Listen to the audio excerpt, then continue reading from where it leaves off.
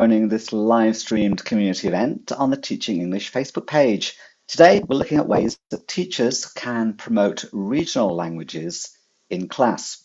And to help me, we have George Wilson. Hi, George, how are you today? Very well, thank you. How are you? I'm very well, thank you. Teachers, my name is Marcus James. I'm part of the Teaching English team at the British Council. George Wilson is your head of English programs at the British Council in France. Exactly. Oh, got that right. So, teachers, please do contribute to the discussion in the live chat. We've got Wham, who's moderating and help us out as well. We'll be talking about regional languages today. So, to get started, then, yeah, in the comments, tell us where you're watching from and what languages you speak in addition to your national language. So, George, today is a special day as well, isn't it? It is. It's International Mother Tongue Language. I've just been very lucky to come back from UNESCO, where they're hosting their signature event looking at how to support languages, especially through the education system. Oh, excellent. So it's a big day. It's a United Nations sort of recognized special day, isn't Mm. it? Yeah, I think these days are important. They help raise visibility and they make people feel the value of their languages, which is integral to making sure that they carry on living. That's right, because languages can and do die out, don't they? If they're not nurtured. Yeah, I mean, you only have to look at UNESCO's reports and you can see that there are, they estimate that within the next 100 years, up to 90% of languages could actually disappear. And that's something that we really, really need to deal with as a society. Regional languages are hugely important both to the fabric of individual countries, but also to the accumulation of our knowledge, our culture, and our future, I guess, as well. Wow, so there's a lot to talk about today, George. I can see we've been joined already. Latifa is in Indonesia, Rauf in Pakistan, Mary in Myanmar, Deepthi in Sri Lanka, Biani in Bulgaria, Layla in a country whose flag has light blue at the top, red in the middle, and green at the bottom. I kind of want to think Afghanistan, but I'm probably not right. Please do correct me, Leila. Richard in Peru. Thank you so much, teachers. George, what made you get interested in this topic of regional languages and sort of keeping them alive? Well, it's really interesting. I come from Cambridge or near Cambridge, which is a long way from any regional language. But it was something that really spoke to me because my mother speaks Welsh and English, but her grandparents only spoke Welsh. And so it's really interesting to see that within the space of two generations, you can go from being monolingual to bilingual to only speaking to not speaking that regional language at all. So when I came to my master's, it seemed a logical thing to research. That's interesting. Yeah, I grew up in South Wales, and although I didn't speak Mm. Welsh in the home, and it wasn't my first or even second language, I did learn it at school, and every time I return, it does come in useful because all the signs are bilingual. So, rydw i'n siarad Cymraeg, tipyn bach. I'm very Uh, impressed. that's the extent of my language. Anyway, let's check in on some of the teachers who have been joining us and contributing um, their own contributions. Rumin in Bangladesh, Bangla is our pride. We've got a few things. Not sure if that's a list of languages or a cat across the keyboard. Um, it does happen. We'll drop back in on some of these teachers as you are contributing. Varita, India, Hindi. So in Roorkee, India, Vartika speaks Hindi, it's the national language, but English is the main language. That might be a sign of how things Shifting. have become. Mm. Yeah. Let's have a look what else we got. Okay. Yes, teachers, do let us know what languages you speak in addition to your languages. Ethiopia, I was hoping for a language there. Never mind, we'll come back to this. So, uh, George, you've been researching for your masters the kind of the current state of the regional languages around the world, and you were mentioning then that that your grandparents spoke Welsh, your parents didn't, and you didn't. So it's just a generational change. Yeah, so what really threatens regional languages is when parents don't speak them to their children.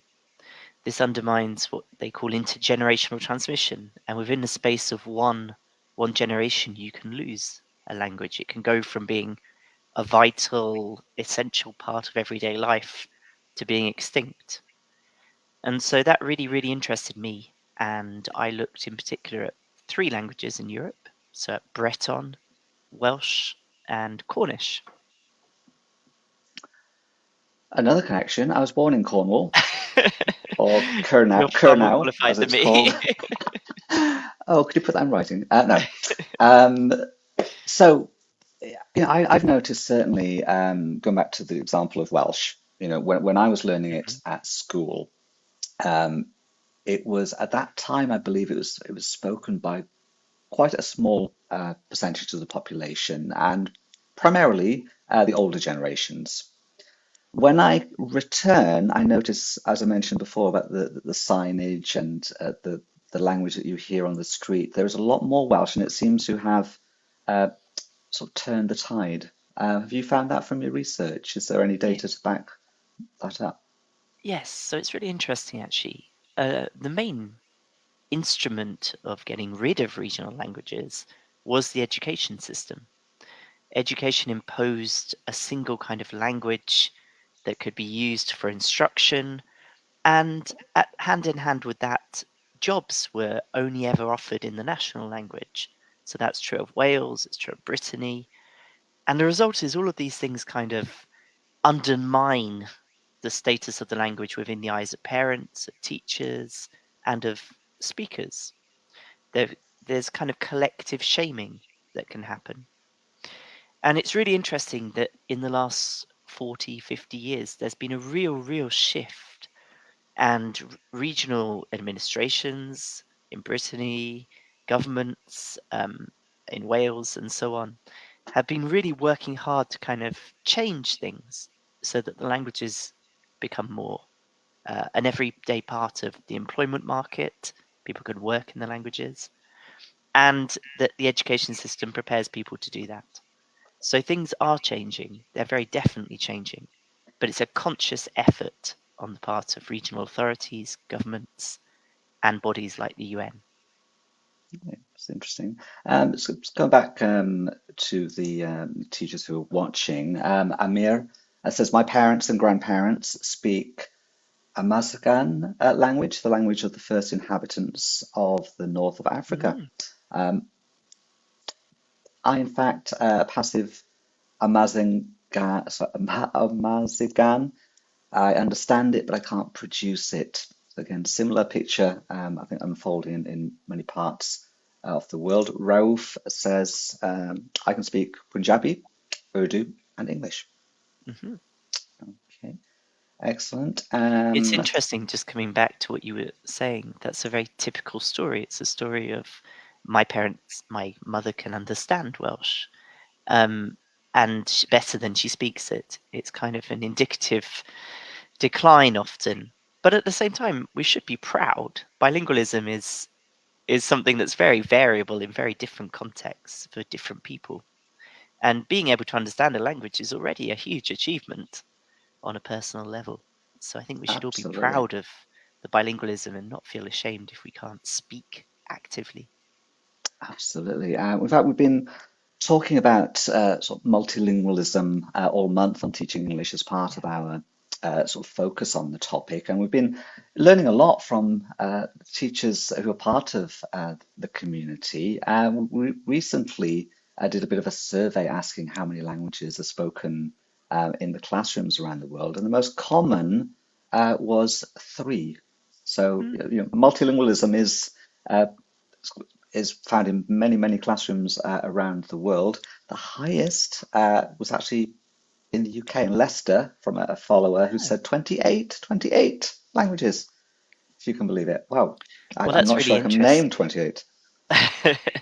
Well, that's really interesting because multilingual education it really is the goal of UNESCO, and it's something that we in the British Council subscribe to as well, and the European Union for that matter.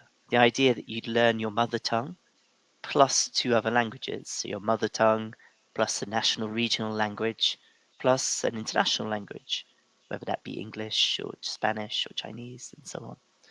So within the multilingual classroom, that's something that's really going to help to create opportunities for regional languages to come back and fill a space.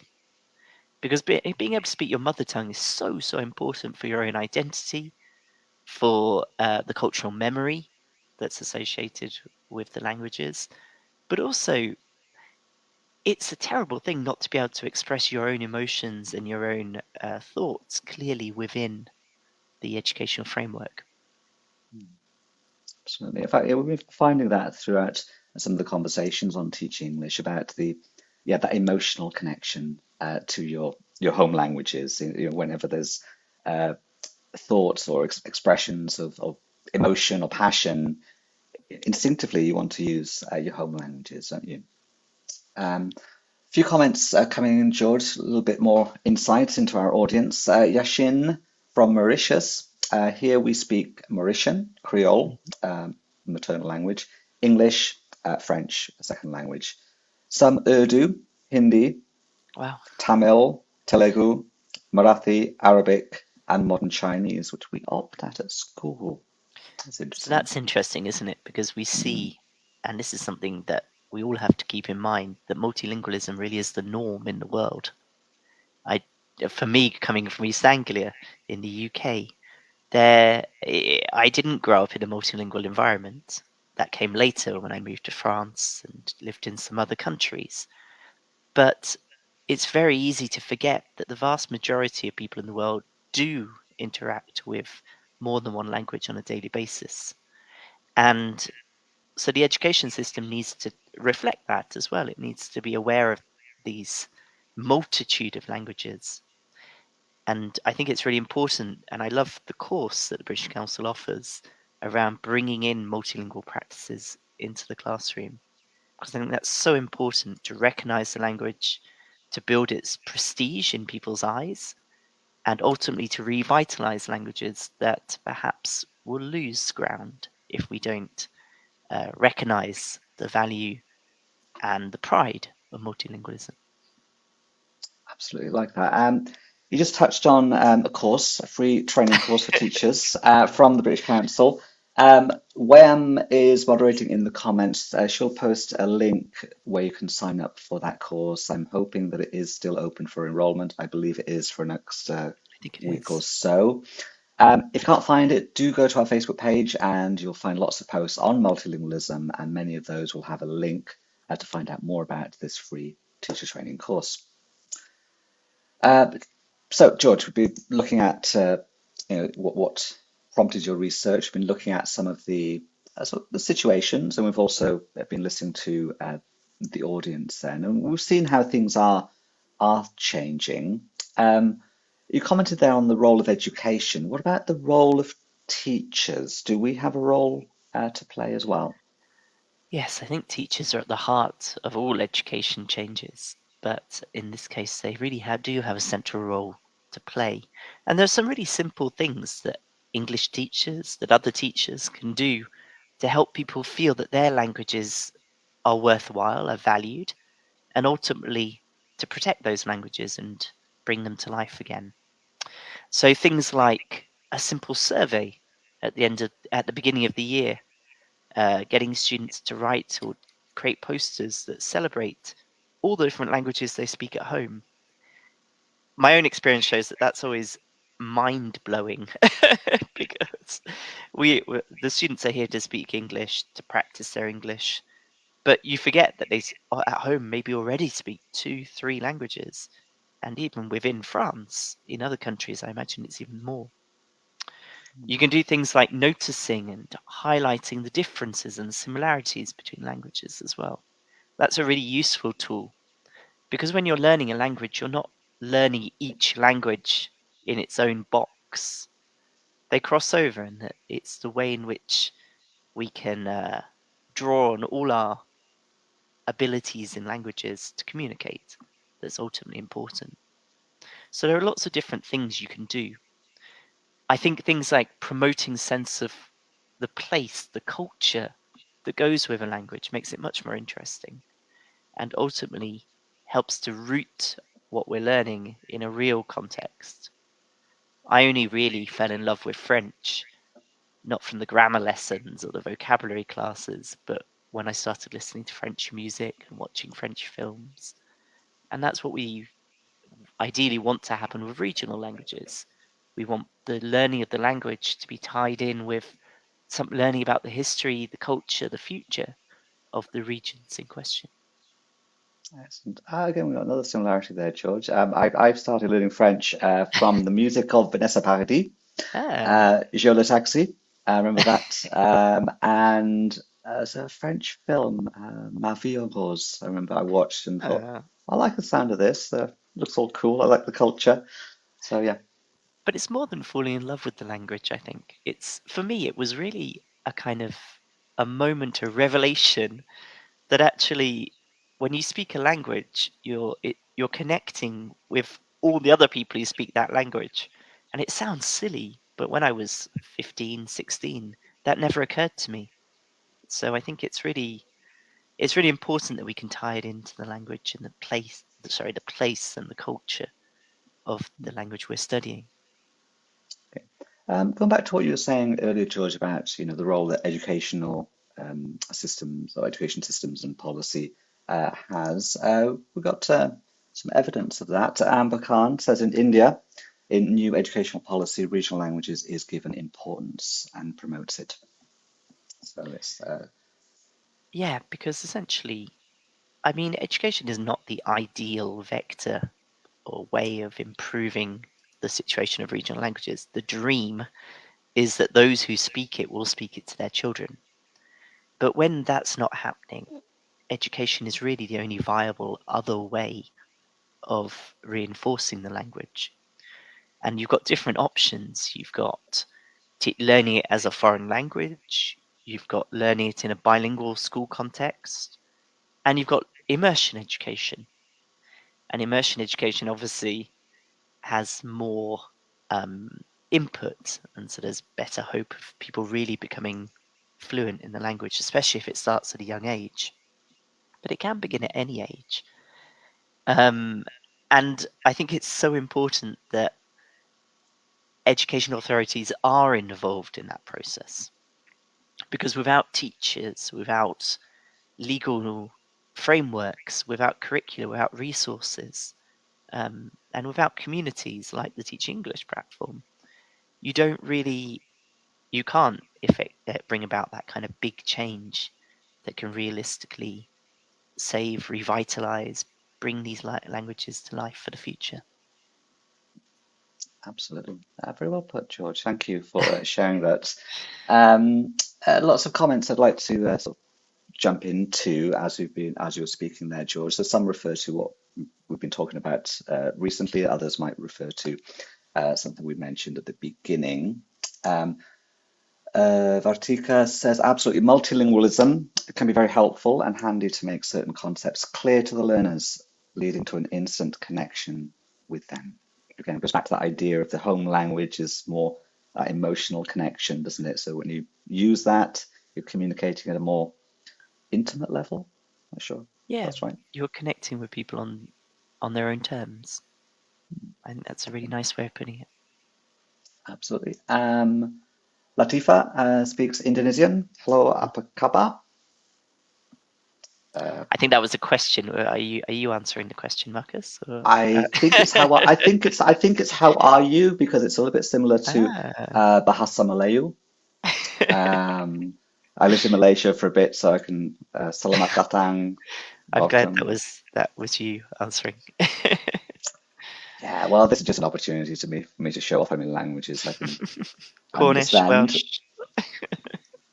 Yeah, I mean, there's a lot of A zeros there, but I won't get into those. Um, Comment from Yaz Casal Garcia. So interesting coming from a country with an indigenous language called Guarani. I can understand but hardly speak, reflecting some of the sort of directions a lot of regional languages are sadly taking It's at the interesting though, moment. because just to say on that, it's interesting that that happens quite a lot with people moving into areas with regional languages. So in the UK, in Cornwall, for example, some of the parents who are most committed to defending and building the language are actually people who are not from Cornwall but have moved in. The same in the Isle of Man. And you see that because I think people are looking for that kind of cultural, linguistic sense of identity. We live in such a globalized, internationalized world that it's nice sometimes to feel that you found somewhere that you can build out your own identity within. And so that obviously goes through understanding and then gradually building up um, the ability to communicate.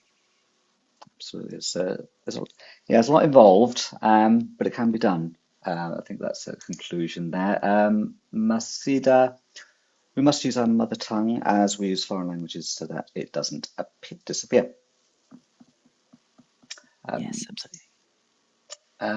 Answer to our first question from Bavka. My native language is Macedonian, but I Hmm. also speak English. Goes back to that idea of international, national, regional, and your mother tongue as well, your home language. Absolutely. Um, Asma says, I know many dialects. Hmm. When we talk about regional languages, George, are we referring to dialects as well? It's really interesting, isn't it? Because the distinction between a language and a dialect is often really one of politics. It's the status you give to it. I mean, dialects are often variants of languages, but the point in which they're given official protection and recognition as a language is often a political choice as much as a linguistic one.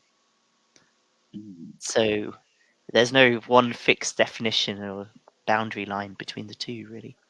Yeah, I'm not sure if you saw, it was reported in the news, I think recently, like last week or the week before, about an English dialect. Spanglish is spoken in Miami Ah, because of the high level of migrant population, and it's everyone kind mm, of communicates in a lot of code switching, a lot of translanguaging, and it's very sort of unique to that part of Florida in the United States. So, what would that be a kind of dialect? Spanglish? yeah, it could What be a would that be? dialect, and if the government decided that it was a language, it could be a language. So it's that kind of, I guess, you can set the boundaries where you think they're appropriate. Really, a lot depends on the kind of support that you get.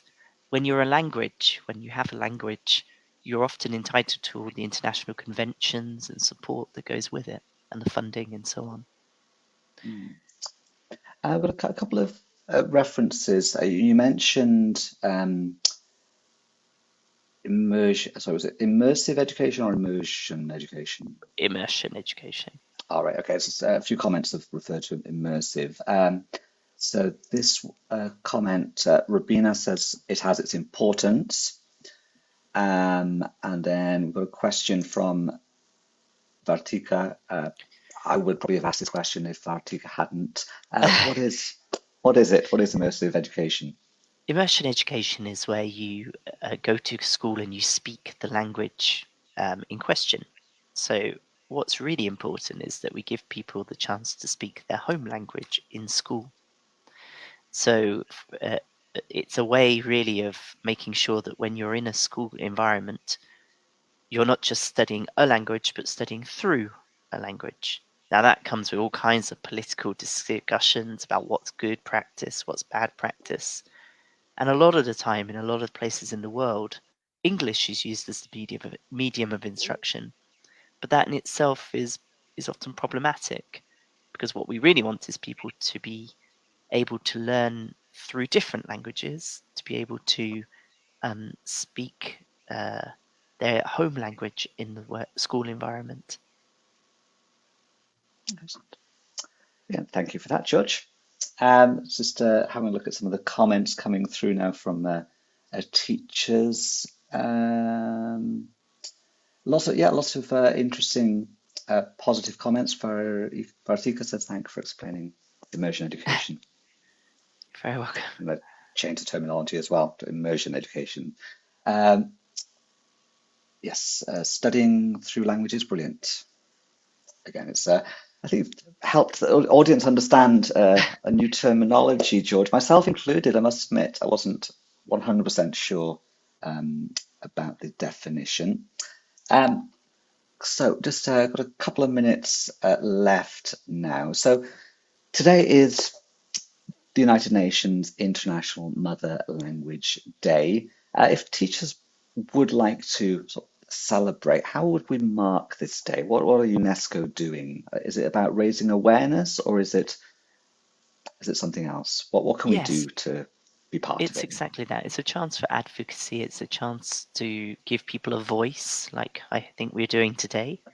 And it's a chance to really ask ourselves the questions so that we're aware that we really do make sure that we're not just sleepwalking into language extinction, but we're actually doing things and being active promoters of multilingualism. Multilingualism is great. It gives everyone the opportunity to expand their cognitive abilities. It makes for more vibrant societies. It protects cultural heritage. And we can't really do that if we as teachers are not actively working towards it. So celebrate it, tell people about it, celebrate all the different languages in the classroom, all the different vibrant differences that exist within your student bodies. That's what I would say. Excellent. Absolutely love that. So, wishing all teachers in the community a happy International Mother Language Day. Thank you so much for joining this live event. George Wilson from the British Council in France. You've been so informative and helpful Thank you. in this discussion. Thank you so much, George. Thank you. Thank you for your time. And thank you to everybody who's come along today. It's been a popular session. Certainly. Thank you to Wem as well, who's been busy moderating a few hundred comments so far. So, teachers, thank you for joining us, and do check out our Facebook page where you'll find much more great content on multilingualism, including that link to the free course that we mentioned earlier. Bye bye. Bye. Thank you.